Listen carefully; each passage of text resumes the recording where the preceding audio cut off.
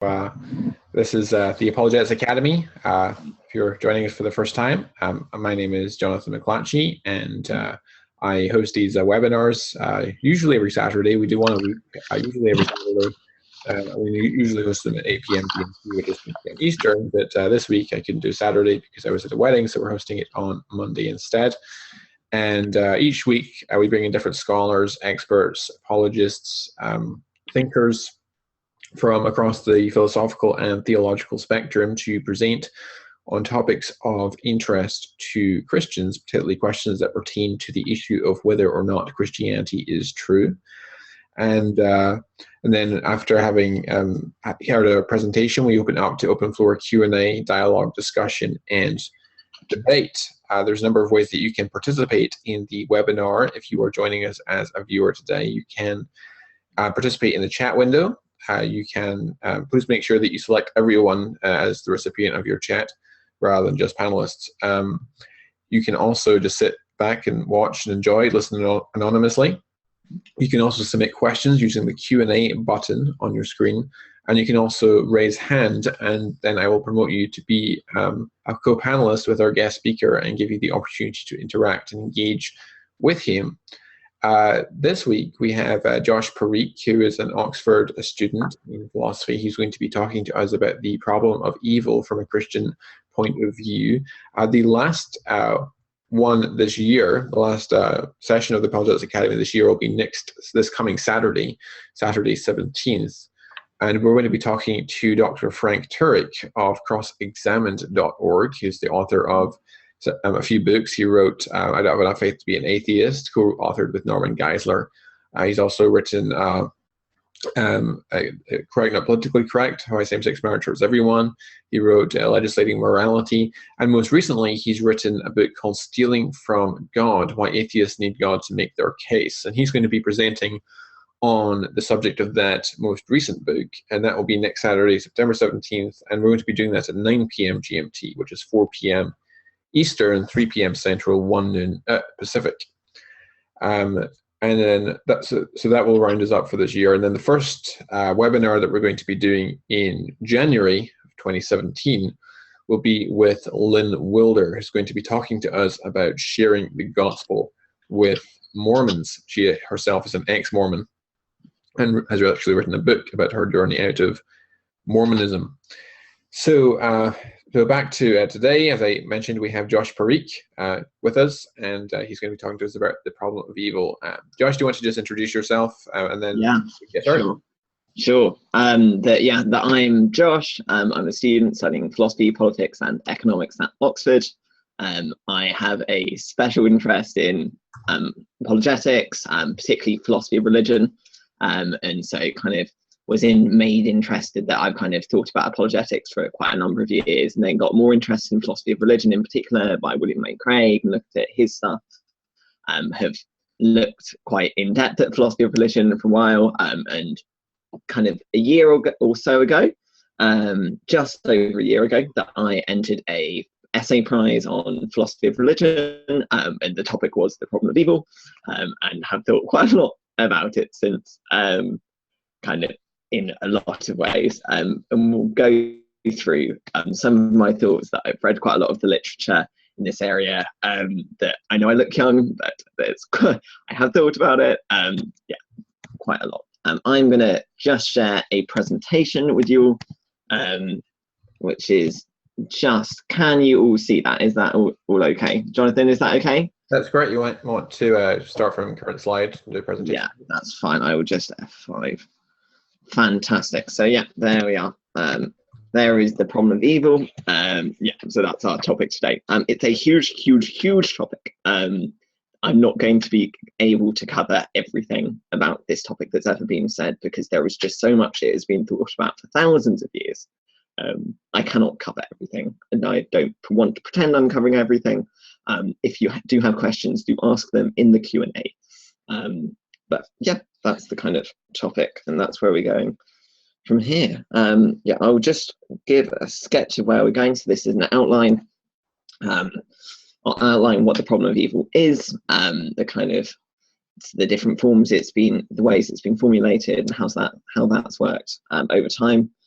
Then I'll outline what I think kind of a classic challenge to it is, which is kind of a challenge I've developed, which is that there's a kind of undercutting defeater for it in moral knowledge.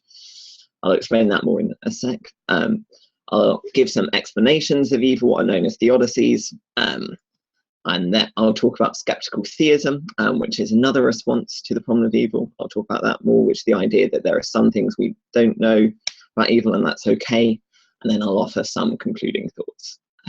So yeah, I look straight into the camera. I think that's good. Great.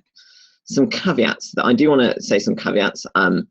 William Lane Craig likes to talk about the intellectual problem of evil versus the emotional problem of evil. That's saying the intellectual problem of evil is kind of the theoretical outworking of how evil and God work together, versus the emotional problem of evil, which is how they kind of interact in our emotions. I don't particularly like the dichotomy because I think it's simplistic. I think that reasoning is a process of what I call affective engagement. Our emotions inform our reasoning informs our emotions, and so to kind of simplistically divide it in that way, in my opinion, is a mistake, and means I think sometimes theodicizing can be a bit removed and not engaged with the reality of evil in this world. I'm also aware that this is a kind of intellectual explanation of evil, and that what follows is not going to be helpful to everyone. That I'm not saying that everyone is going to be helped by the theodicies that I give. Sometimes what's better is a cup of tea and a hug. Very aware of that, have spent much time thinking about evil and interacting with people who have suffered from evil and dealing with that on that side of things as well. I'm aware of the kind of moral obligation which evil places us under. A very good article on this is a blog by Randall Rouser, which is called "A Child Dying of Cancer Should Change Us All," and saying the way in which evil presents itself to the world doesn't mean we just, even Christians, non-Christians, have to explain how it works, but we should react to it. We should be changed by it. There are certain things, the way we live should be different as a result of the presence of evil in this world. And so my own beliefs about the mission of the church, for example, are strongly that we must prevent evil, we must deal with that Jesus' mission talking about, and the Lord has anointed me to spread and preach good news to the poor, to set the captives free, that kind of thing is really important. And that the way in which, if we neglect that in apologetics, I think is a mistake, and that often cultural engagement is limited to too few issues, and I think that's often a mistake, that we don't think about poverty or war or climate change or human trafficking or so much else which cause such significant suffering in our world. And I think it limits the church's witness. I think it's a big problem. But yes, there we are. Those are my caveats. This is from Epicurus. Epicurus is it was in the 3rd century BCE. And it's a very famous quote that is God willing to prevent evil but not able? Then he is not omnipotent. Is he able but not willing? Then he is malevolent. Is he both able and willing? Then whence cometh evil? Is he neither able nor willing? Then why call him God? That's the problem of evil in a nutshell. Hume quotes this in his dialogues concerning natural religion in the 3rd century BCE. Quite a kind of well-known quote, and just saying that there's an incompatibility between the presence of evil in this world and the existence of an omnipotent and all-powerful, all-good, omnibenevolent God. That why is there evil in that case? And the logical problem of evil is how it's kind of been classically formulated, saying these two are logically incompatible, that God and evil is like being a triangle and having 4 sides, that they just can't logically cohabit. It's largely been rejected as a problem, saying that it's logically possible for God to exist if evil exists, which has been developed as it was developed by J.L. Mackie or H.J. McCloskey or Hume or Epicurus, as kind of said in the previous slide. But the logical problem of evil, which is what we've got here. So this is a quote from Linda Zagzebski saying why it's probably considered to be a failure. And so the logical problem is solved as long as it is possible. There is a morally justifying reason for committing evil. It's not even necessary that we can figure out or even have a hint what it is. And surely it is possible that there is such a reason. So even if all it needs is it to be logically possible for that to be a morally justifying reason for the commission of evil. And so if that's true, then and we don't even need to work out what it is and all that kind of stuff, then just because we can't see the reason for evil, God could allow it, and we just don't know why. And so it's not very good as an argument to say that it's logically impossible for evil to exist when God exists. However, that doesn't mean the problem of evil is dead by any means. So what's been more recently developed is rather than God is logically impossible, saying that God is extremely improbable given the existence of evil, which is called the evidential problem of evil, that it's evidence against the existence of God rather than just a logical incompatibility. In particular, people talk about gratuitous evil, and so evil which is horrific, preventable, and unnecessary.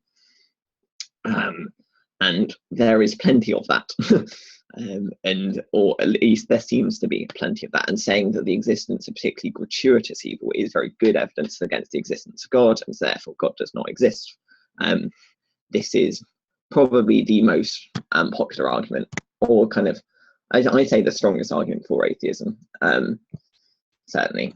So examples of apparently gratuitous evil are widespread. I don't think it's needs to be argued for in a lot of depth, because I think it's reasonably obvious that there's so much evil which seems to be apparently gratuitous. It seems to be horrific. It seems to be preventable. It seems to be unnecessary if you are an omnipotent being.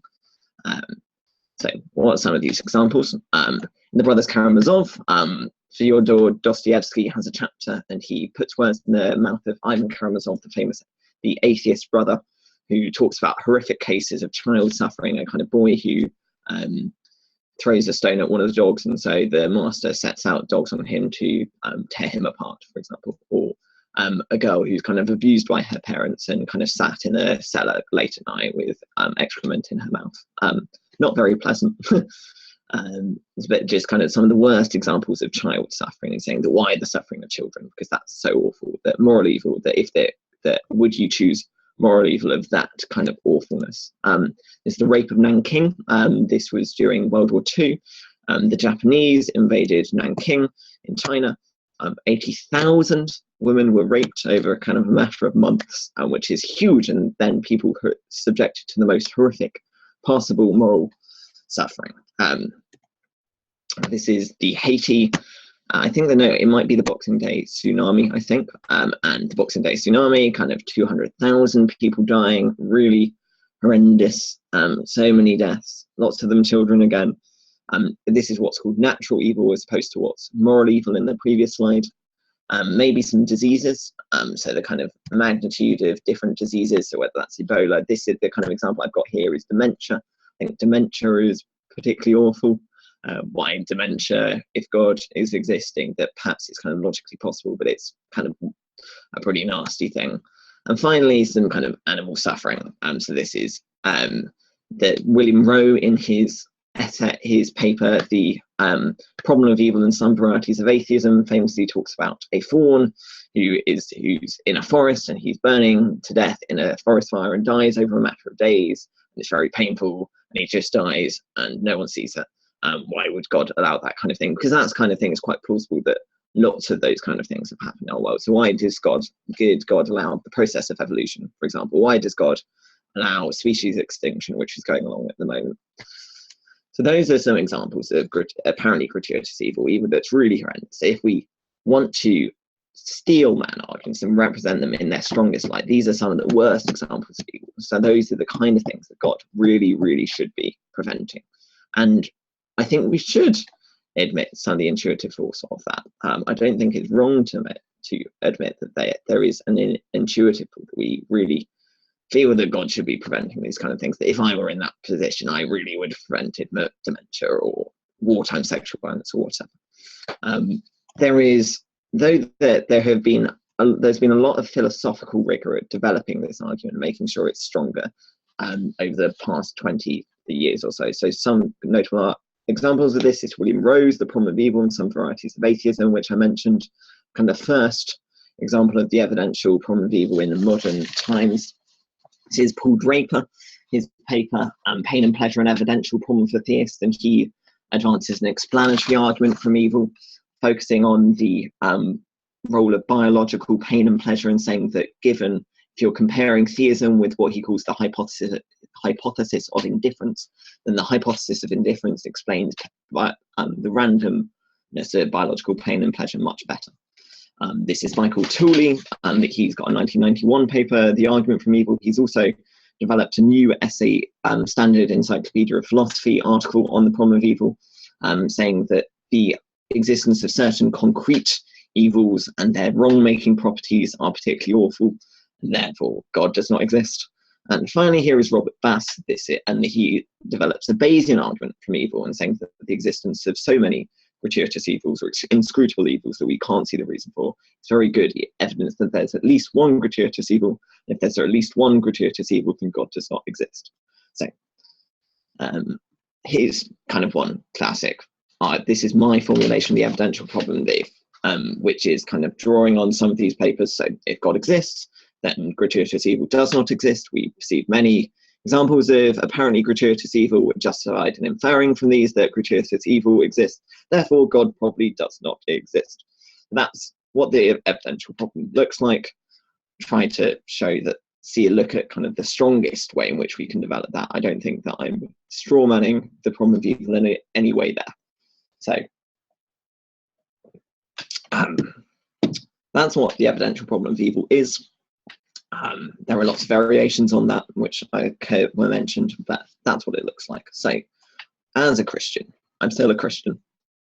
I remain a Christian. I live my life in a massively different way as a result, or at least I hope so.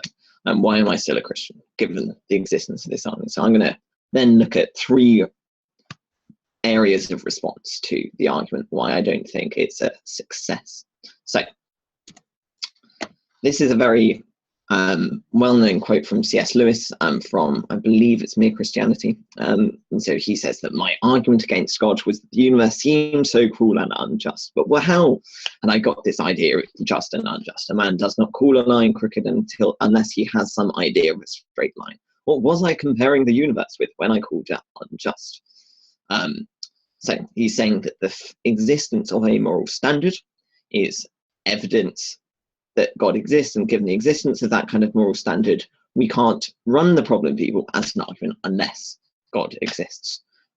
He argues, he presents a bit more of an argument in Mere Christianity that the moral law depends on God's existence, and I think that it's a kind of good area to look at that kind of would look at developing it in a bit more depth. So here, in particular, I think we don't just have moral, so it's not just moral facts that we're going to look at, so a moral standard, but we can look at more broadly the existence of moral knowledge is very surprising on atheism or evolutionary naturalism in some form.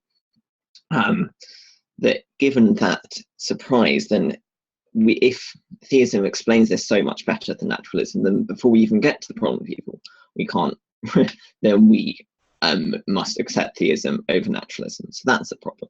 So why do I think that? So I'm going to look at 3 kind of areas where I'd argue that. So the first are moral facts. So this is J.L. Mackie, who's a notable atheist in Inventing Right and Wrong, where he argues for moral anti-realism. He presents what he calls the argument for queerness. So if there were objective moral values, then they would be entities or qualities or relations of a very strange sort, utterly different from anything else in the universe. They're so strange on naturalism that they are. So what Stephen Evans talks about as the Anscombe intuition, so that these are of a radically different kind, these moral obligations. So they are universal, they inspire guilt in us in some way, they are intrinsically motivating, they are teleological, which means that they kind of, instead of being like everything else in the universe where it just is, so atoms just are, they point towards something instead. So they point towards the state of affairs in the way that should be. There are lots of other factors of them, and so they're probably immaterial as well in some sense. So these are just really strange things in the kind of naturalistic universe in which we live, and probably were hanging around in some way. That William Lane Craig talks about this, that these moral values or moral facts were probably hanging around in some way, which is just really strange before humans existed. Why is that? It makes more sense to point to a God, I think. rather than to point to some form of moral realism on atheism. So that's one thing. The second is to look at an argument from reason. So this has been developed in a lot of depth. So here are some of the arguments from reason which have been developed. So C.S. Lewis develops this in his book Miracles, and Victor Rapper has worked on this as well. So we've got C.S. Lewis's Dangerous Ideas. He developed 6 arguments from this. This is a more recent book from Rob Coons and George Beeler, and they have about 20 or so papers on the waning of materialism and why they think materialism is dead in some sense, and there are lots of different arguments. So one very notable argument is an argument from intentionality. So just as moral facts seem to be pointing towards something, that so our thoughts seem to be this kind of way as well. So they that when I think about a chair, so that aboutness is that my thought points towards a chair in some way, rather than everything physical like atoms and energy and all the rest. It just is. The world just is. This chair just is. But my thought is pointing towards something in some way. So that suggests the immateriality of the mind in some sense, and as a result, seems an immaterial mind seems more plausible on theism than it does on atheism. So as a result, we should accept theism over atheism. What that looks like, there's lots of different views of how philosophy of mind could work out. You could be a substance dualist, you could be a hylomorphist. There's lots of different stuff, and I'm not going to go into that, probably because I don't have a coherent view there myself, or a kind of a set down view myself, at least. And finally, moral knowledge. This has been more and more popular actually over the last 20 to 30 years. So this is Sharon Street, who's the philosopher at NYU, and she advances an evolutionary debunking argument. And the argument is, in her paper, a Darwinian dilemma, or get back at least, a Darwinian dilemma for realist theories of value. The argument of this is that if our basic moral orientation has been evolutionarily determined, so that I have certain views, like pain is bad and pleasure is good, and that people have rights, people are equal in some way. These seem to be evolutionarily determined in some way. And so if our basic moral orientation is evolutionarily determined, then it's radically contingent. And as such, if I were raised like bees, as Darwin said, Mark Linville develops these, what he calls Darwinian counterfactuals. That if we were raised like bees, then mothers may consider it a sacred duty to kill daughters and daughters to kill brothers.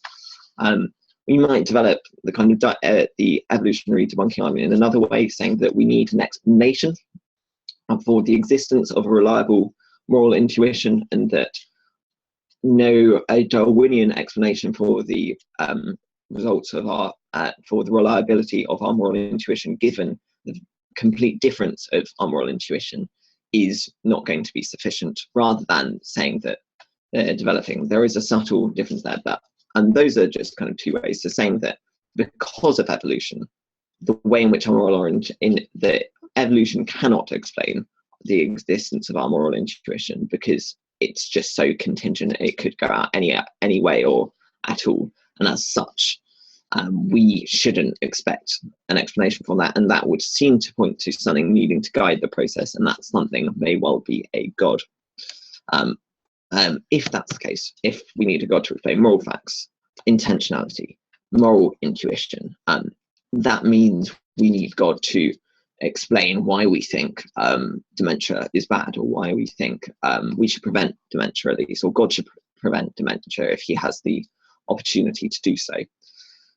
As such, we rely on God there, and that means that we rely on God to perform an argument against the existence of God, and therefore undermine the branch we are sitting on. Now, there are other ways that people have tried to develop the problem of evil in light of the kind of argument I've made here. If people would like to know a bit more about perhaps trying to develop the problem of evil as an internal critique of theism, then I'm very happy to answer in the Q&A, but I'm going to leave it there for the moment. Okay, next we'll talk about some theodicy. So theodicy is explaining God. So theo means God. I can't quite remember what the dicy is there, but theodicies are defending God, providing an argument for why God would allow evil. This is Gottfried Leibniz's book, Theodicy. And I'm not going to use his one in particular, but here are some reasons, given the existence of evil, why would God allow evil in the world in which we live? Here might be some of those reasons. So firstly, this is a non-identity theodicy. So this woman here is Helen Keller, and she was born blind and deaf, and was an amazing pianist, but was kind of pointed in that way because she had blindness and deafness. And so Robert Adams, in his paper Love and the Problem of Evil, talks about the idea of this, and saying that if you took the blindness and deafness out of her life history, and if you do so, and most of the concrete content that she actually cared about would go with it. So to wish that away would be disturbingly like wishing that she and the person she had become had never existed. He's making the point that her life, her identity in some sense, is built upon the existence of some evil, and that's in concrete experiences that she had, but you could also talk about that in her causal origination in some sense. So Robert Adams in the paper talks about how his father for his, I think it's his father, fought in World War I, and got injured horrifically in World War I, and so lived in a different place, and that meant he married a different woman, and then a few years later along comes Robert Adams. So in the causal origination and their life projects, the evils are necessary conditions for the existence of certain persons and individuals. Now, if God wanted to create certain individuals, so he didn't just want to create a kind of random group of persons, but he wanted to create Robert Adams, and he wanted to create Helen Keller as the person that she would be. So you might get a very different person if you took the blindness and deafness out of Helen Keller's life, but you wouldn't get Helen Keller, you get a very different person. And if God wanted to create Helen Keller as she was, or he wanted to create Robert Adams or any of you, that means that God would need to create certain evils in this world. And if God is under certain conditions, so this is where Vince Vitale's developed this into more of a theodicy. So if God forms that God creates these individuals out of love, so that the evils are necessary conditions for the existence of certain persons, and God offers them an overall good life, then God is off the hook in some sense. That's one theodicy. I'm not sure how much it accounts for. I think it's a pretty plausible theodicy. I think it's quite a nice one. But it's the idea that God would want to create certain persons. Because he wants to create certain persons, it means he has to allow more evil. Here are some second order goods as well that are necessary for the existence of certain evils. So we have here what's sometimes termed soul making or character building. So the idea that because I experience certain times of adversity, that allows me to become more brave, or because I have to wait a long time for certain things and that's really upsetting, that means I become a more patient person, or lots of different things. If I see other people suffering, it means I become more empathetic. These are all, the existence of certain evils are necessary for character building. So if you look at the Bible, for example, as a Christian theist, the Romans 5 says that we know, that I'll just get it up for you instead of me quoting it to you. So Romans 5, 3 through 5, a bit of Bible reading for you all. We can rejoice when we run into problems and trials, for we know that these help us develop endurance, and endurance develops strength of character, and character strengthens our confident hope of salvation, and this hope will not lead to disappointment. So the existence of certain evils and trials, consider it pure joy when you face trials of any kind in James 1:2, and he talks about the way in which that helps you develop endurance and character as well. The existence of that develops our character, or maybe it develops certain connections, and so this is in World War I. The soldiers, by going through times of adversity together, may have developed deeper connections, stronger connections than they would have otherwise, and that experience meant they developed a depth of friendship that was just not possible unless those evils had occurred, however horrific those evils might have been. Or we might talk about, this is what's kind of known as a megaphone theodicy, or kind of God whispers in our pleasures, and speaks in our conscience, but shouts in our pains. It is his megaphone to arouse the deaf world. So this is C.S. Lewis and the Problem of Pain, the idea that evil sometimes is used by God to bring people to reflect on him, to deepen their relationship with him. That I know is true, and I can point to many examples where that is genuinely the case. You could look at the likes of I was reading a book by Brian Fickett the other week where he talked about a book about development, and you look at some of the people in he'd gone to Africa and was looking at some of the people who experience extreme material poverty there, but then looking at the way in which that caused them to depend on God in such a new way. They had such a depth of knowledge of God that some we might not have in the West in other ways. And that doesn't mean that I kind of want to be materially poor, but it's certainly the case that God can use material poverty to bring about a deeper relationship with him by allowing them to depend on him in a new way. So those are some other goods as well. And finally, what's called the O Felix Culpa theodicy, or supralapsarianism. This is Alvin Plantinga, who's a very well-known, one of the kind of most eminent philosophers of the last 40 to 50 years. Has written extensively about so much and is crucial across epistemology and metaphysics. And he's developed the evolutionary argument against naturalism. He's developed his theory of proper functionalism, and he's talked about skeptical theism, and he's talked about the ontological argument and so much else that he's just phenomenal as a thinker. But he's also thought about theodicies, and he develops this theodicy called O Felix Culpa, which means blessed, O blessed fool. Now, he talks, his argument is that the existence, if God wanted to create the highest order goods in this world, so if you talk about some of the second order goods, J.L. Mackey's response to that is that maybe there are certain second order evils as well. So those might be what a kind of a really evil being might want to create as well.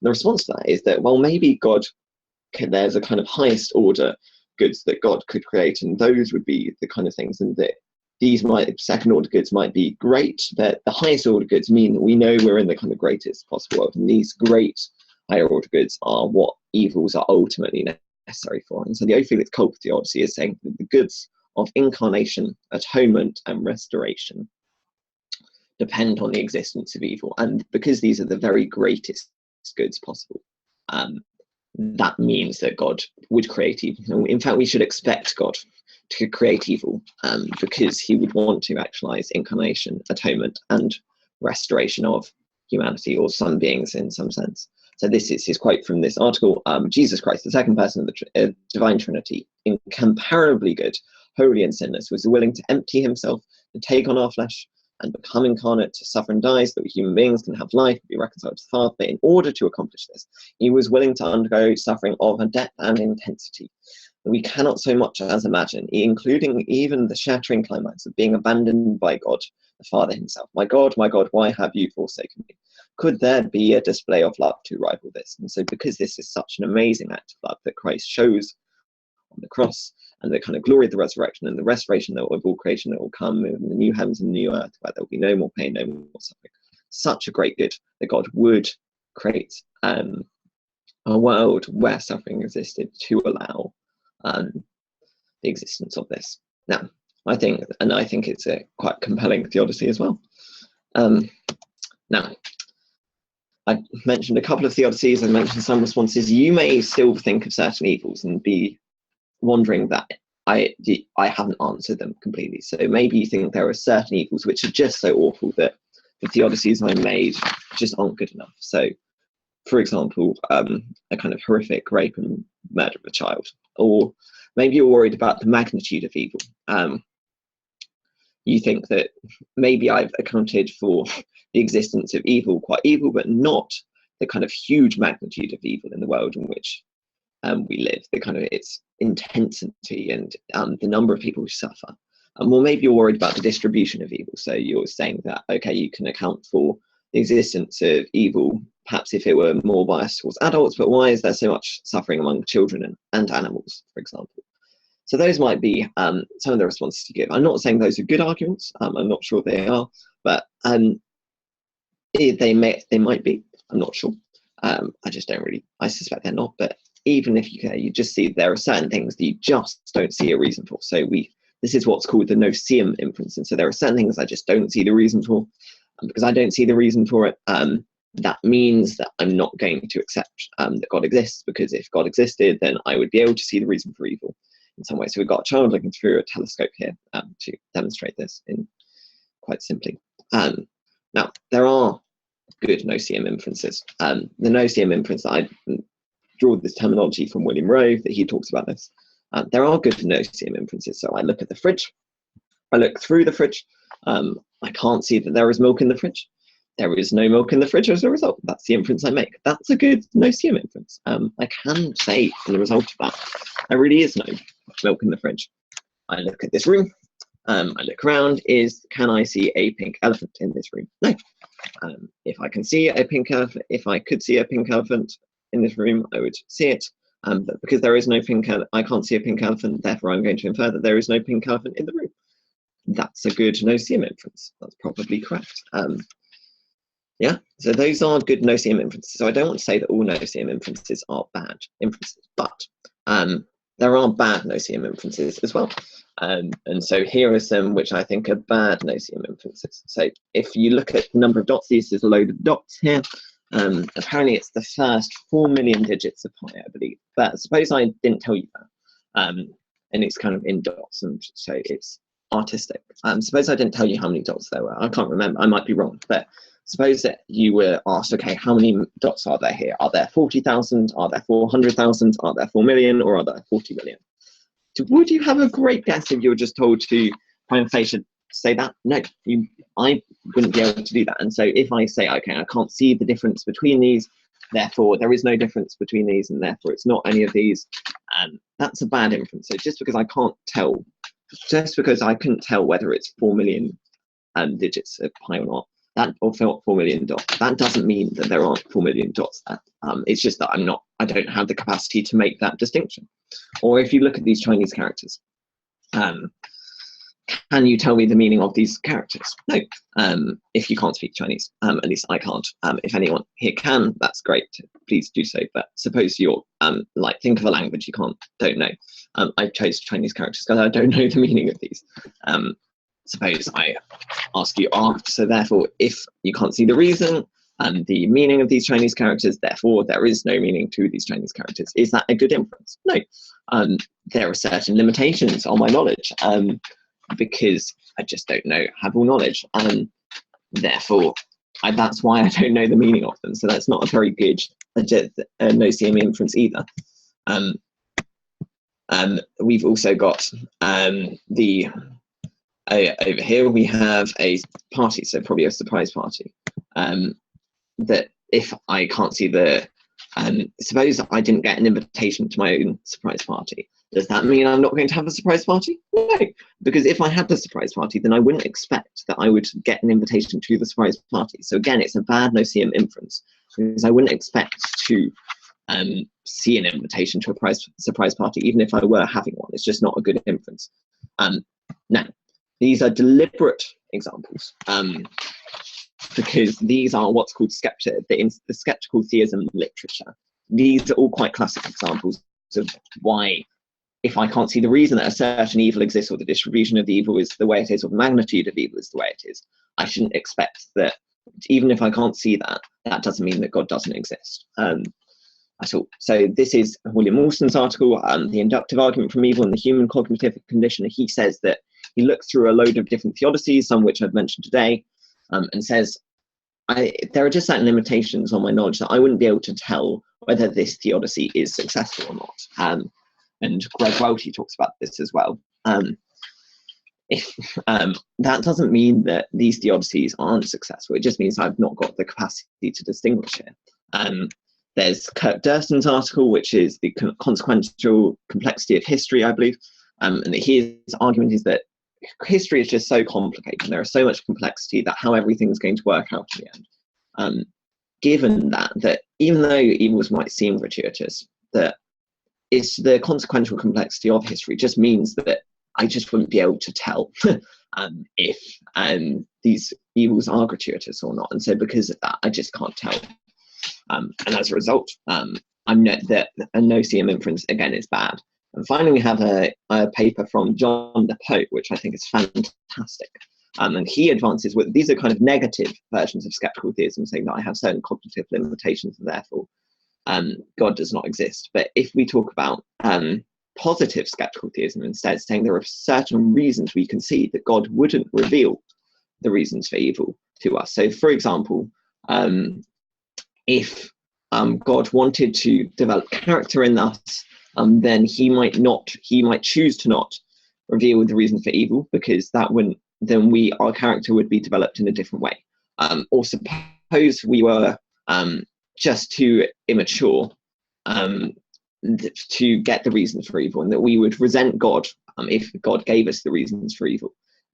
God might not reveal the reasons for evil to us. So these are positive reasons that God wouldn't reveal reasons for evil to us. And as a result, that's not a very good inference again.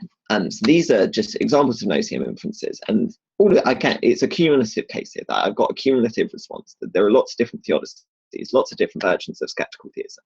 And because there are all these different versions, that suggests that it's probably okay. And the no seeum inference isn't a very good one. The kind of classic line on skeptical theism, which is what I've been talking about, and the idea that just because I can't see the reasons that God allows evil doesn't mean there aren't reasons that God allows evil, is Isaiah 55 says that my thoughts are above your thoughts and my ways are above your ways. So far as the heavens above the earth, so are my thoughts above your thoughts and my ways above your ways.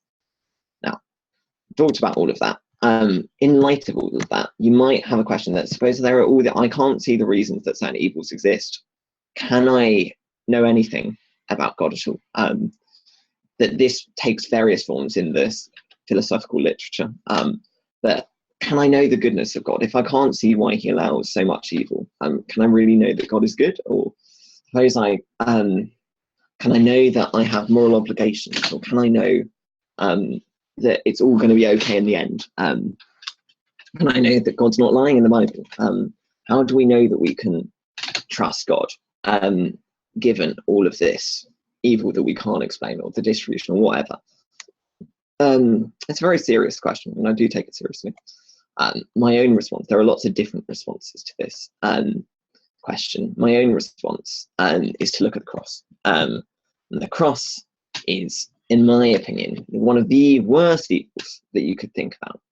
That you look at methods of kind of capital punishment. The crucifixion is one of the most brutal possible. And the crucifixion and the way in which Jesus suffered crucifixion, not just the physical sufferings, whether that's flogging or the nails in his hands or the kind of heat and thirst he experienced, and not just the physical things, but the fact he got betrayed by a friend, and then he got deserted by them all, and then the mocking, and then the fact that he had some sort of separation from God, just all pretty horrific stuff. And yet, so we have one of the most evil things in history in the cross. And so if you looked at the cross and you didn't understand it, you may well be thinking there just is no reason that God could allow this. And yet, the cross is one of the greatest acts of love in history, and is the centerpiece of the Christian story, and gives a confidence that the entirety of the Christian story will be redeemed. And so that in Colossians 1:19, that sometimes the gospel is limited to our relationship between God and man, and says that God is going, that we sin it, that God exists, and then we sin against God, and then God saves us from our sins, and we go to heaven. That's not what it talks about here in Colossians 1. So it says here that God was pleased to have all his fullness dwell in him, which is Christ, and through him to reconcile to himself all things, whether things on earth or things in heaven, by making peace through his blood shed on the cross. So what's it's saying here? It's saying that the cross and the atonement isn't just about our reconciliation between us and God, where it is about that. So I'm not saying that's wrong. I believe in penal substitution, if anyone is interested. But what it's also doing is it's reconciling us to God, and it's reconciling our relationships with ourselves, and it's reconciling our relationships with each other, and it's reconciling our relationships with creation. We are invited into that because of the cross, because it's such an amazing act of love, that even though it looks like it's awful, it's such an amazing act of love, and it brings with it a story which we can have confidence about, that all things are going to be redeemed in some way.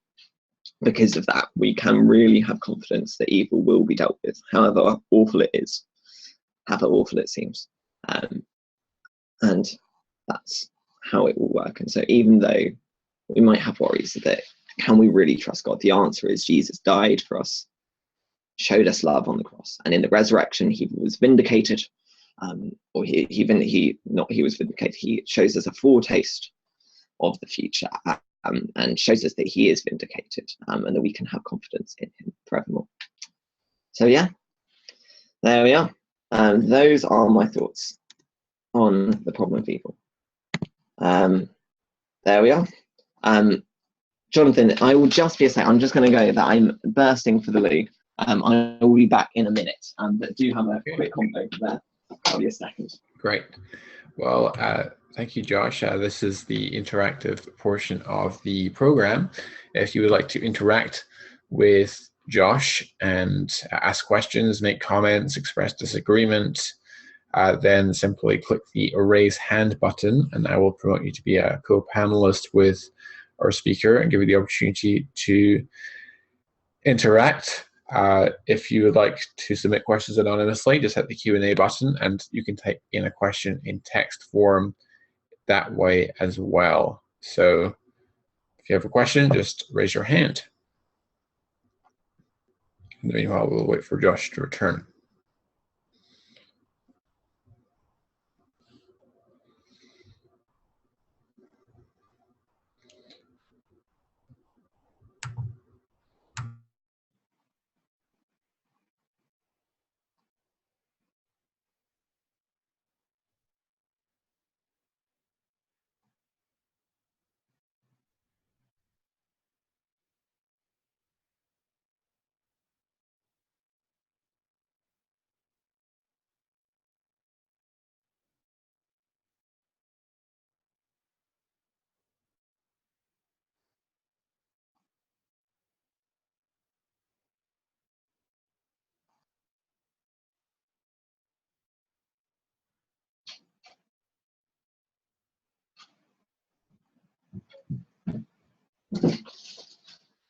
Right. Yes, I am back. Sorry. Awesome. Indeed. Oh, well. Great. So we just had a hand raise from Daniel Woolman. Right. Oh, fantastic. Oh, yay. Daniel, you're on live with Josh Parikh. How are you doing? Great. Hi. Hi, Josh. I promise I'm not stalking you. That's fine. No, not a problem. Okay. That's fine. No, I had a couple of questions. The first one was kind of, well, actually, first of all, thank you for your presentation. It was really helpful. Thanks. That's fine. I haven't actually looked much into this myself, purely because I think it's a potential deterrent for atheism, for atheists that are seeking. But I know Greg Boyd had done some work on, for example, spiritual warfare as a theodicy, and as a kind of internal consistency within Christian theism itself. I find that, perhaps that could play a role. Do you have many thoughts on that? Sure. So yeah, spiritual warfare. So yeah, as you know, so Greg Boyd, for anyone who doesn't know, is a pastor in the US. He's a theologian, and he's thought particularly about spiritual warfare as a theodicy, and so he thinks about it. He is an open theist, and so what that means is he believes that God has exhaustive knowledge of everything apart from knowledge of the future, because God can have knowledge of future free actions. And that's not particularly relevant to this, but the reason that I mention that is because it's crucial to his idea of theodicy that moral freedom would be very important, because all evil in some sense must come back to moral evil, because God would only, at least it's helpful if it can come back to moral evil. So I think if you think that moral freedom is a really important part of theodicy. I didn't actually, if you look through the talk, I don't actually talk about moral freedom that much, but I think it can play a part. I think it's often given too much of a role in theodicies, because I think there are other theodicies as well. In particular, I don't think libertarian free will is very helpful as theodicy. I think if it's used internally, I'm quite happy with people talking about spiritual warfare. I think my major problem with one of the problems we're talking about spiritual warfare theodicy is that suppose you grant that God did allow kind of devil and his minions to have so much power, even if that seems intuitively implausible to some people, but fine, whatever.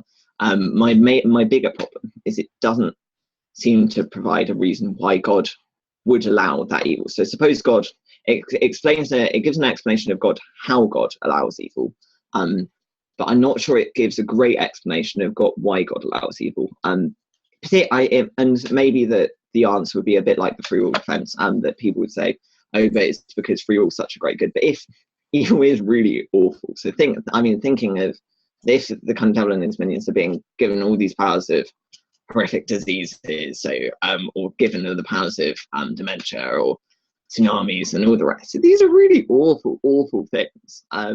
We really wanting to say that that's such an amazing good, that he's going to give it all to the devil and his minions in that case. And so my answer is probably not. And so but I'm not going to say it can't play any role at all. It might give an internal, particularly if we're talking about the internal inconsistency stuff, actually, that can be really helpful, and particularly as it's laid out. But if I don't want to give it the overriding role because of those kind of reasons, but yeah.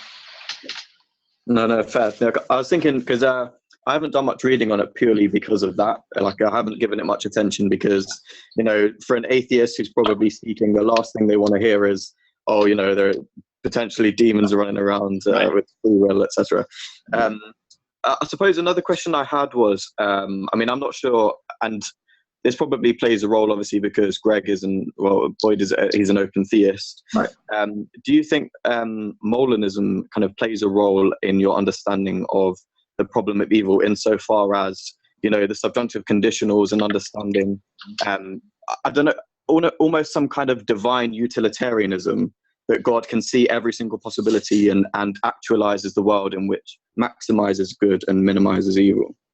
Yeah, I think strong views of providence, God's providence. Molinism is so for people who don't know, Molinism is a view that says God has exhaustive foreknowledge of all future events, but creatures have libertarian free will, and God also possesses something called middle knowledge, which is saying that God has knowledge of the counterfactuals of creaturely freedom, of what I would do in another possible. So if I didn't have Coke, but I had a cup of tea instead by my side right now, would I drink a cup of tea? Probably not, because I don't particularly like tea. That's what Molinism is saying. I think strong views of God's providence are helpful. I think that some people say that an open theistic view, so some people are even attracted to, and I have a friend, for example, who I could talk about that he is attracted to open theism because he says it makes more sense of the problem of people. I don't think it does. I think that so Ephesians 1:11 says that God works all things after the counsel of his will. Romans 8:28 saying that we know that God works all things together for the good of those who love God and are called according to his purpose. I think there's that biblical case saying that God has a reason for all evil, but more than that, if there's just a lot of evil that God has no reason for allowing, and particularly because I know open theist is attracted to saying something like child abuse, for example, is very often that that's just not God's will. But there's a lot of child abuse in the world. There is a lot of evil that God just has no reason for, and that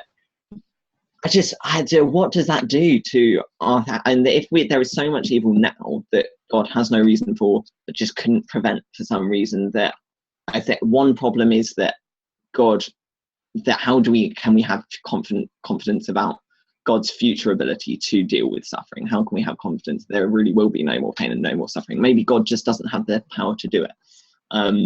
It really worries me. I think that would be one of my major problems. So I think Molinism can be really helpful. I have a stronger view than Molinism, but I'm not against Molinism as a view being used on the problem of evil. I think it's sometimes helpful. So sure, yeah. Great, fantastic. Thanks a lot. I'll give someone else the panel. That's fine. If not, you'll hear from me again if no one else wants to. Anything. Cool. Cheers. Thanks. No problem. I don't know how to get off as being a panelist. Jonathan, your wisdom, sir. Yeah, Jonathan, I'm afraid that I will be very little use of that. Where is Jonathan? Yeah, sorry. I would just add to that I think that one is helpful to make a distinction between the prescriptive and decretive will of God, right? Yeah. So, for example, in the book of Isaiah, and chapter 10, we read of the nation of Assyria, which are used as the instrument or the rod of God's anger, of God's wrath, right? Yep. And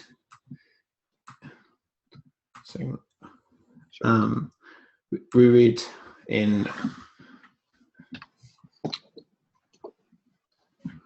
woe to this is from verse 5. Woe to the Assyrian, the rod of my anger, in his hand is the club of my wrath. I sent him against a godless nation. I dispatched him against a people who anger me, to seize loot and snatch plunder, and to trample them down like mud in the streets. But this is not what he intends. This is not what he has in mind. His purpose is to destroy, to an end to many nations. Are not my commanders all kings, he says, and so on. And then it says in verse 12, when the Lord has finished all his work against Mount Zion and Jerusalem, he will say, I will punish the king of Assyria for the willful pride of his heart and the haughty look in his eyes. He says, by my strength, by the strength of my hand, I have done this, and by my wisdom, because I have understanding, I removed the boundaries of nations, I plundered their treasures, like a mighty one, I subdued their kings. So the king of Assyria violated the prescriptive will of God, in that he violated God's law, and yet he was in perfect accord with the decretive will of God, God's sovereign decree. So likewise, Judas Iscariot and Pontius Pilate, they violated the prescriptive will of God, but were in perfect accord with God's decretive will. So I think that's an important distinction. Yeah. Would you agree with Josh? Yeah, I think that's helpful. Yes, and answers certain questions of open theists in that light. So yeah, I think James has a hand raised. Always. Let me just promote him. So if you want to promote James and remove Daniel. Yeah, also, just before we get to James, I had a question submitted from Scott Hudson. Yes. What are your thoughts on people arguing against natural evil by means of necessary fine-tuning? Example, earthquakes occur because of tectonic plates, which are needed to sustain life. Is this a helpful consideration in your opinion? I know it's not a philosophical approach, but an observational and scientific one. No, sure. No, it's actually it's being developed as a philosophical approach. So I know Richard Swinburne, for example, talks about a laws of nature theodicy. And in fact, talking on Daniel's previous point about spiritual warfare, and that, for example, is developed by Alvin Plantinga, so that he uses it as an example against natural evil. So yeah, but it is actually developed as, and so they call it a laws of nature theodicy. Yeah, I like it in part. I would be wary of giving it too much prominence. One problem is the problem of heaven. There is a big problem with theodicies in general. You want a theodicy to be good enough to deal with this world, but you don't want it to mean that heaven can exist, or the new heavens and the new earth can exist. And the risk with that, I think it can work if it's given a secondary role. If we say that there's kind of sinful or a fallen world exists in some sense, that's fine. But if we say God really couldn't possibly create life in a world where it was ordered without suffering, then we get a problem of what's going to happen when we go to the new heavens and the new earth and there is no more suffering. So yeah, I do give it some credence. So I don't want to say it's not a valid idea at all. I think it's fair. Laws of nature, we do want to live in a world where certain things are repeatable, and in the world as it is, that means that there have to be earthquakes, or or when planes fall out of the sky, gravity is going to have to take it to the ground. And that limits the number of miracles that could take place, because we need laws of nature to be able to do moral interaction. But we just need to, it needs to be done carefully, I think, rather than just saying laws of nature, therefore things. Same idea with when people talk about libertarian free will or soul making or whatever. It's a general thing with theodicy generally. So yeah. Great. So we had a question from James. James, you're live. James, go ahead. Josh. Hi. I've kind of noticed a tendency among physicists and among zoologists and biologists who are not strong believers, or just think about conceptually as somebody that needs to wind the clock. The physicists, and this is just a generality, I'm sure there are plenty of exceptions, generally the physicists who are just mild believers in God tend to kind of see God as, they're not very antagonistic. They just think of him as a distant first cause. Whereas among the biologists and zoologists, I see more of a almost antagonistic evangelical disbelief. And between those two branches, do you see that would you say there's anything inherent in those two branches of science that would cause one to be more antagonistic and the other one to be more benign toward God? Yeah, no, probably not. So I mean, there are biologists who are strong believers. I mean, Jonathan is a biologist, for example. Like, you could talk about Douglas Sachs, you could talk about Francis Collins, so strong believers who are biologists. I can think of physicists who are possibly more antagonistic. And so, for example, I have here, on my bookcase, this is Sean Carroll's book, The Big Picture, which is reflected, unfortunately, but this is Sean Carroll is a very well-known naturalist. He's a physicist at California Institute of Technologies, and he's he's not quite a Richard Dawkins. He's much nicer than a Richard Dawkins, much more eloquent and much more philosophically sophisticated as well. But he doesn't like the existence of theism. He'd prefer a world where theism weren't the case. I'm trying to I have some sympathy with what you've said. That I think there's sometimes more antagonism in biology, but I don't know that it's a necessary thing. Maybe it's, I don't know. I probably haven't got huge amounts of wisdom that might be able to do more about. More hypothetical, so we don't have to look at exceptions. I agree with all those exceptions. But okay, if there were more antagonism in biological senses than there are in cosmology, astronomy, and so forth, if that were the case, why do you think it would be the case? Yeah, if it were the case, maybe it's more respect for unsolved mysteries so looking at something like the cosmological fine-tuning argument. Maybe it's, that a lot of physicists aren't, to be fair, that Sean Carroll wrote an article saying why most cosmologists are atheists, and trying to say that most cosmologists aren't persuaded by the fine-tuning argument. Lots are. Luke Barnes is quite a good example, but who's coming on the Apologetics Academy next year to talk about his new book. But maybe it's to do with cosmological fine-tuning. Maybe it's to do with the Kalam cosmological argument, thinking about the beginning of the universe. Maybe it's the fact of evolutionary biology and people saying, which is the reigning paradigm, good or not good? I'm reasonably agnostic on evolutionary biology, not evolutionary biology in general, but just saying all the forms of evolution. I believe that it's completely true. I'm not sure, and I don't want to say that evolutionary biologists are stupid, but maybe it's that saying that if evolutionary biology is true, which is possible, maybe will be the case. Maybe that saying that the hand of God isn't needed in some sense, because the hand of God isn't needed there, therefore, and because there's possibly one wasteful suffering that comes through evolution. Maybe that means that that's some of the reasons that people seeing what they can see within their disciplines. I'm not sure. It may be. The other part of it. So the reason I'm skeptical of both of those is because, from what I remember, and I can't remember a reference on this, but people talk about the way in which beliefs are formed. So if you look at someone like Jerry Coyne, for example, so Jerry Coyne's quite a well-known geneticist I can't remember where he's at, but he's a well-known geneticist, but he's a outspoken atheist. When he became a Christian, when he left his Judaism of his childhood and became an atheist, it was not by reading evolutionary biology. He listened to a pop song, and during the pop song had a realization that God did not exist. It was not based on the problem of evil in some sort of amazing formulation. Because very rarely is it the case that people do form beliefs on the basis of natural theological arguments. And even if they do, it's often not the case that they do so on the basis of the very best ones. So even if because I doubt that people form their beliefs on the basis of the best evidence, that I'm probably skeptical in either case, that it's particular arguments within either discipline that have caused that. So yeah, I'm not sure. I'm probably not sure.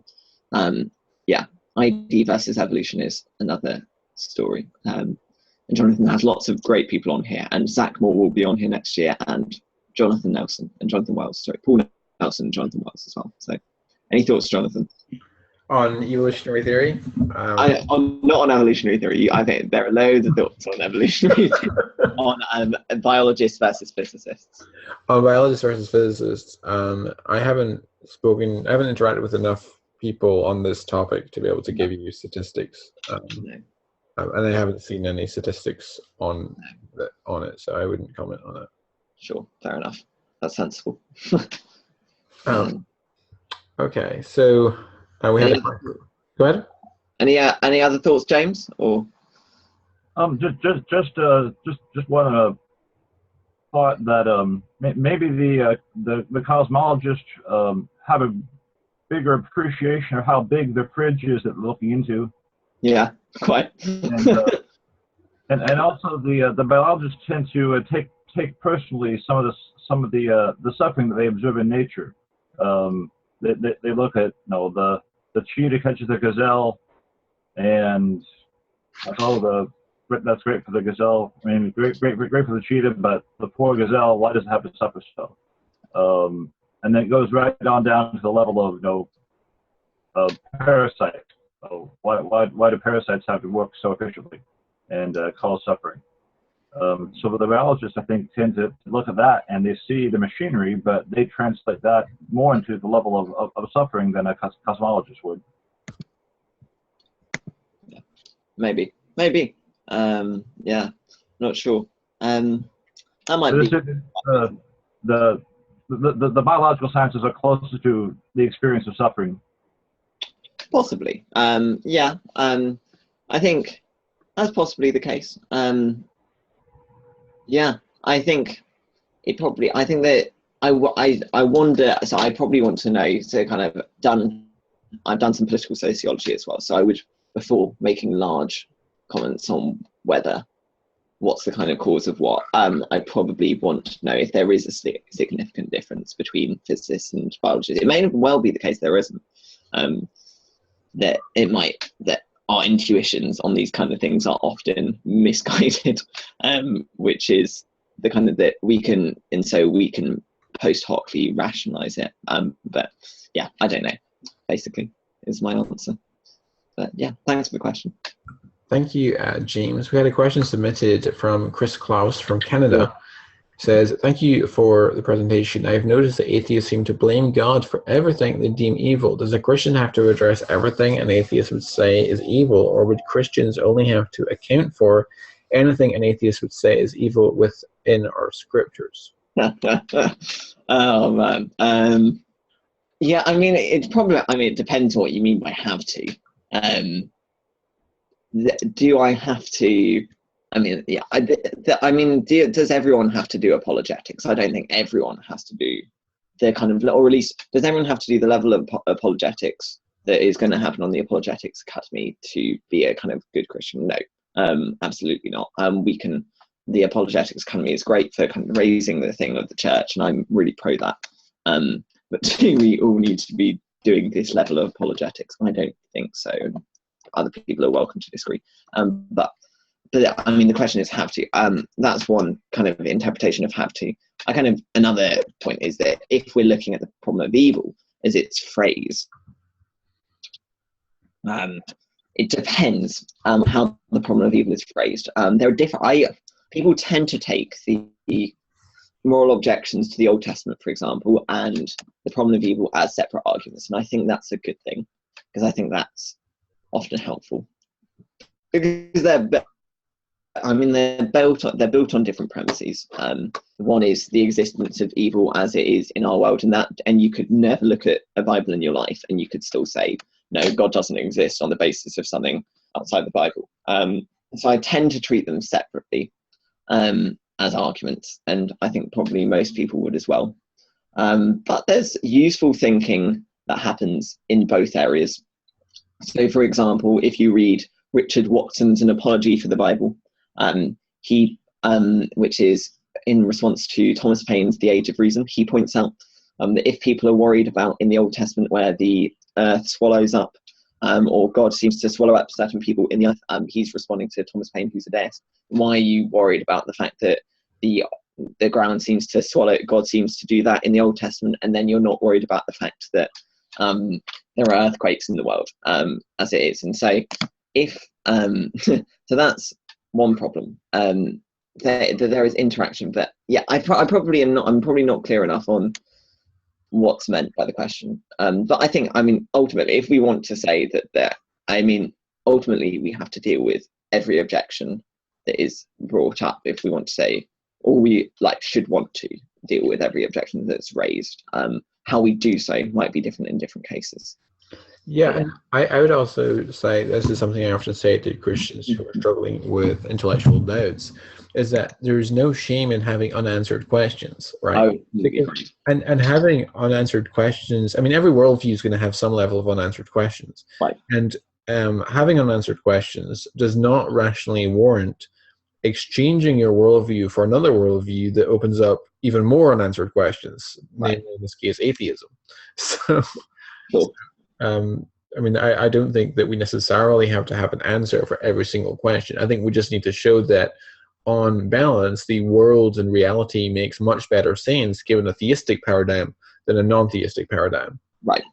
Yeah, I agree with that. And it's a point you make, or that there's a good presentation for anyone interested by David Wood called The Problem of Evil and the Skeptic's Dilemma. And his point is that probably, I'm not sure how much I agree, because I think the problem of evil is actually a really strong argument, unless it's given all this context that I have given it. But his argument is that you compare this problem of evil as big unanswered questions posed on theism versus all the unanswered questions you have on atheism. So cosmological argument, Kalam, Leibnizian cosmological argument, fine-tuning, moral arguments in their different forms. You could talk about here the argument from desire, religious experience, all these different things.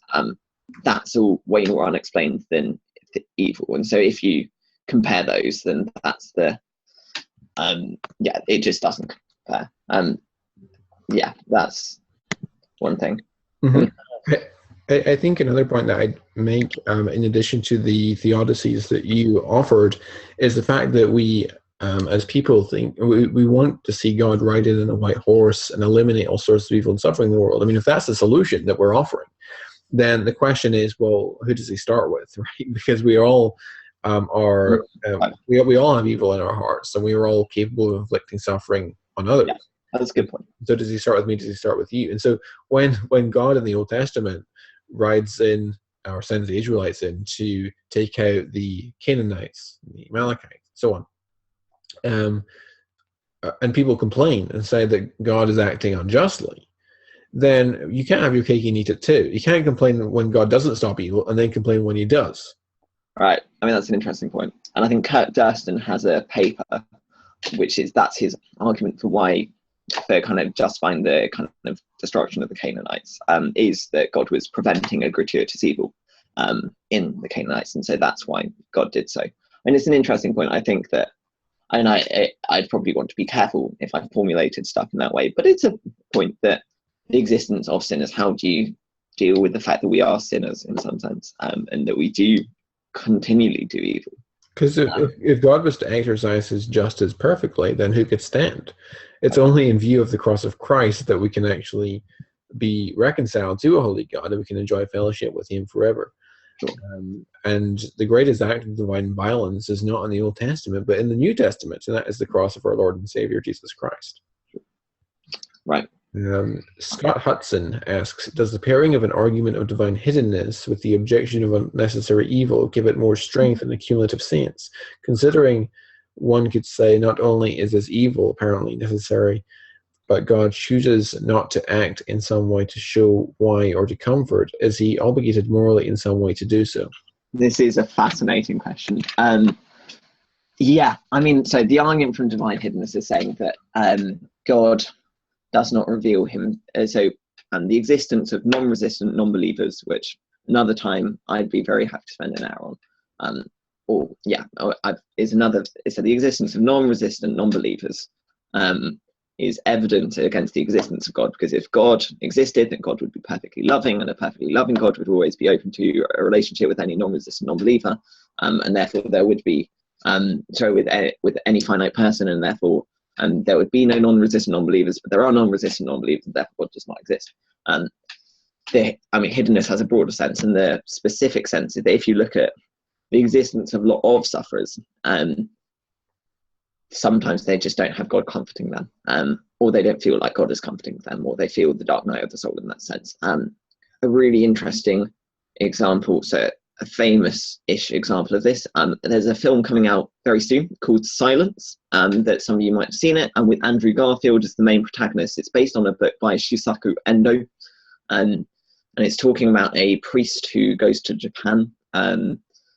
I don't want to reveal too much, but he goes to Japan and endures horrific suffering while not feeling like he's comforted by God, and that could be multiplied. Those are particularly difficult examples of evil, I think. There may well be theodicies for that. I think there is response to that, and I think a lot of the theodicies I mentioned are a response to that, but they are hard sometimes. The Trent Doherty argues that the problem of evil really is just the problem of divine hiddenness, although I think it's that way around, the problem of divine hiddenness is the problem of evil, because all evil could be born if God was there in some sense. I mean, this is his example. I don't actually agree with that. I don't think that is right. I think that sometimes if we saw God in the middle of evil, we just reject him and be like, no.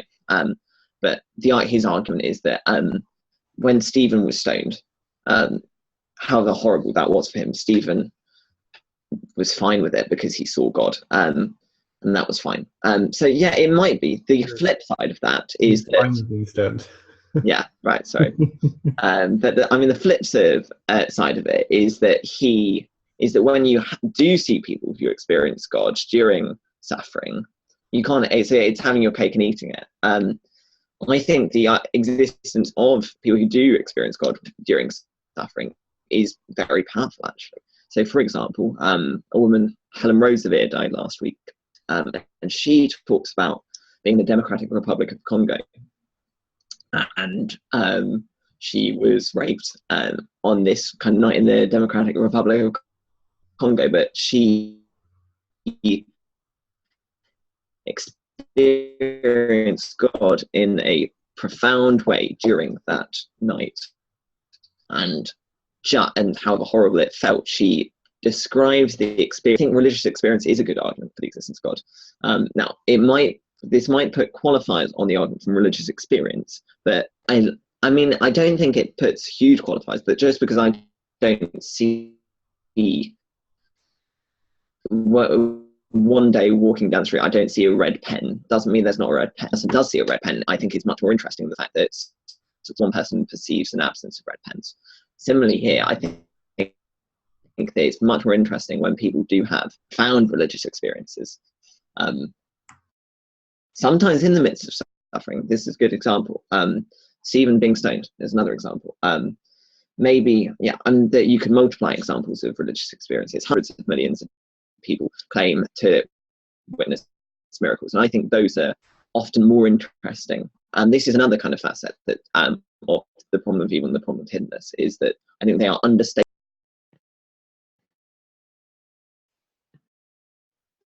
So yeah, those are my perhaps should be said on that. So yes. So you've turned off your volume. Yeah, we had a question from James. Any thoughts on D'Souza's God Forsaken? I haven't. I have no thoughts because I haven't read it or watched it. I have my thoughts about Dinesh D'Souza in general are quite low. That's not a diss to anyone who reads and enjoys Dinesh D'Souza, but I just have relatively low thoughts of him, both as mainly because I think he's quite a nasty bloke. And as a nasty guy, I'm not very happy with him then being a nasty person and doing Christian apologetics. The way in which he engages in political discourse is just not very nice. If you look through his Twitter feed, you can see that. I find it D'Souza quite generally rather weak as an apologist. Right, and and he's not a thinker. He's not a scholar in that sense. He is building on other people's ideas, and that's fine. And there, we need people to do that. But if you are doing that, then you shouldn't claim that you're one of the top scholars. And the way in which he would present himself would be more that way. So I've never, but that's not to say that that book may not be it. That may well have some really interesting stuff in it as a book. So I don't want to comment on a book I haven't read and say it's the worst thing ever.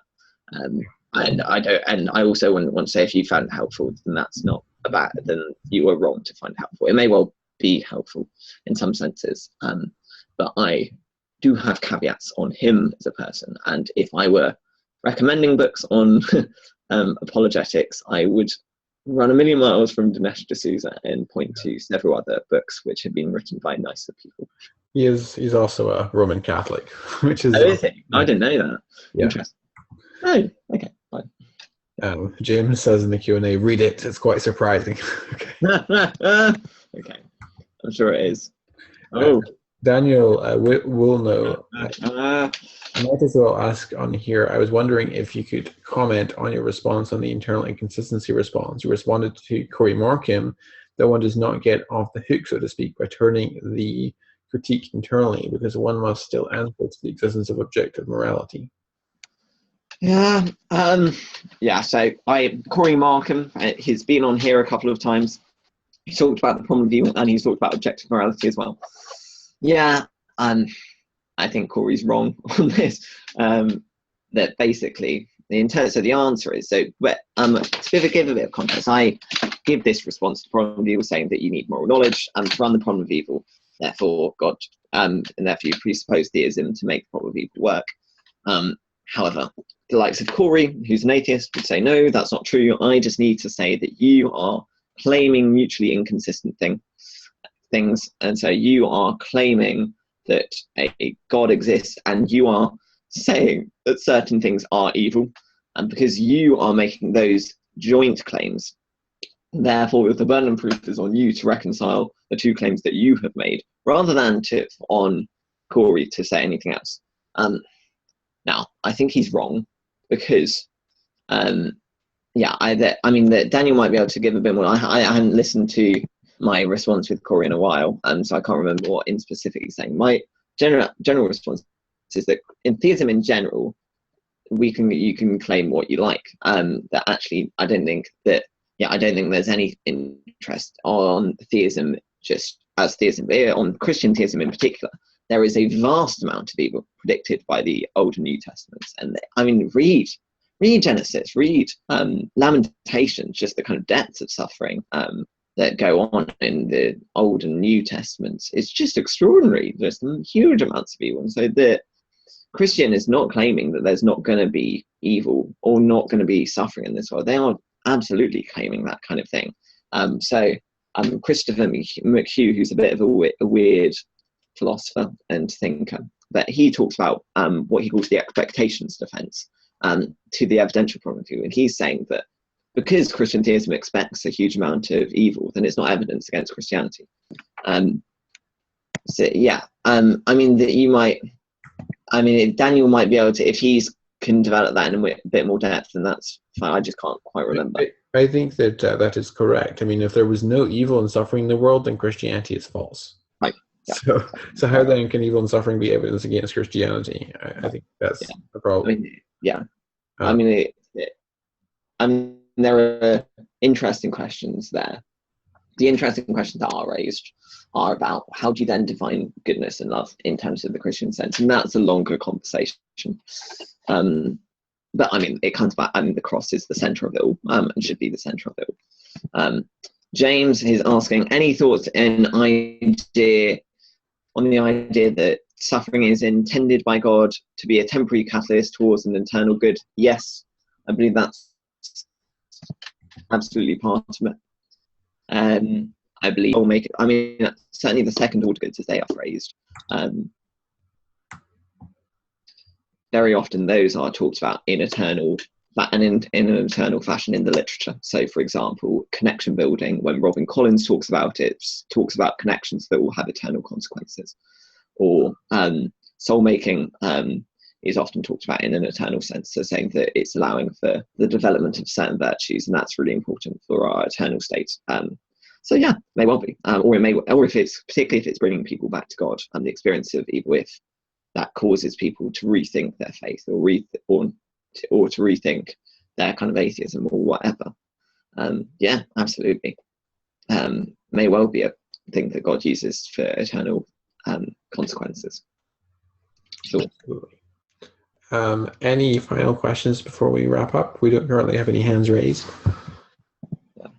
Let's see, going once, going twice. Okay, I don't think we have any more questions, but thanks, Josh, for coming on and sharing your wisdom with us. That's all right. Great. Yep, we'll have to have you on again sometime soon, next year perhaps. That'd be great. I'm sure. Right, and stay tuned next week as we have Dr. Frank Turek this coming Saturday, actually.